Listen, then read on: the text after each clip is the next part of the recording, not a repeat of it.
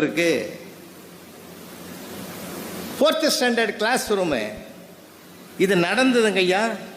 4th standard class room அங்கே teacher என்ன பண்ணாங்க, ஒரு கட்டுரைக்கு தலைப்பு கொடுத்தாங்க. கடவுள் என் எதிரில் வந்தால் என்ன வரம் கேட்பாய், இதுதான் தலைப்பு. எல்லா பிள்ளைகளும் எழுதிட்டாங்க கட்டுரையை.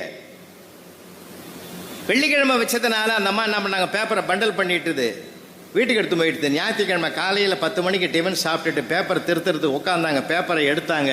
பேப்பரை எடுத்துட்டு அப்படியே திருத்துறாங்க. திருத்தும் போது அங்கே அந்த பையன் எழுதியிருக்கான், கடவுளே என் எதிரில் நீ வந்து நிற்கிறாய், உன் இடத்தில் நான் ஒரு வரத்தை கேட்கிறேன். என்ன வரம் என்றால் என்னை செல்போனாக மாற்றிவிடு. ஏன் தெரியுமா, எப்பொழுதும் என் அம்மாவின் உள்ளங்கையிலேயே இருப்பேன். அவள் ஒருபோதும் என் விரலை தொடமாட்டாள்.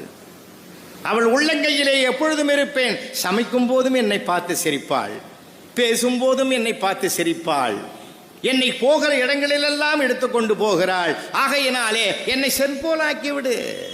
அலுவலகத்து முடிந்தவுடன் என் அப்பா வந்து உட்கார்ந்த பிறகு அன்னைக்கு நாள் பூரா ஆஃப் பண்ணி வச்சிருந்த செல்லை ஆன் பண்ணிட்டு மணிக்கணக்கில் பேசுவார். என்னிடத்திலும் அவர் எதிரில் உட்கார்ந்து பேசிக்கொண்டே இருப்பார். என் கடவுளை என்னை செல்போனாக ஆக்கிவிடு. அந்த அம்மா அழுது சார், அழுது. அவங்க வீட்டுக்காரரு பெரிய பதவியில் இருக்கிறாரு. ஏன் அழற, இந்த மாதிரி எழுதியிருக்கான் அந்த பையன். 4th ஸ்டாண்டர்ட் பையனா? ஆமாம். ஐயோகோ, அந்த பெற்றோர்களை கண்டிக்கணும். இப்படியா பிள்ளைய அழ வைக்கிற அளவுக்கு எழுதுறது?